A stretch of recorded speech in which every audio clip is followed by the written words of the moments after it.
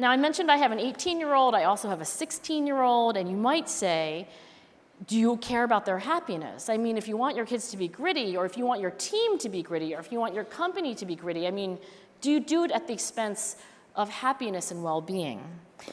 And I want to show you this data collected again on a sample of thousands of adults to suggest that there is a positive relationship in general between grit, and this is actually the most widely used measure of life satisfaction, the satisfaction with life scale.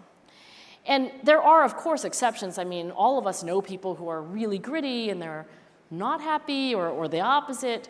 But I think the trend is strongly positive because to be really excellent at what you do and to be living a kind of life where you're always growing, where you're always learning and making progress is actually a tremendously satisfying life. The path to paradise is not an easy path, but there is a special satisfaction to spend your entire life pursuing excellence.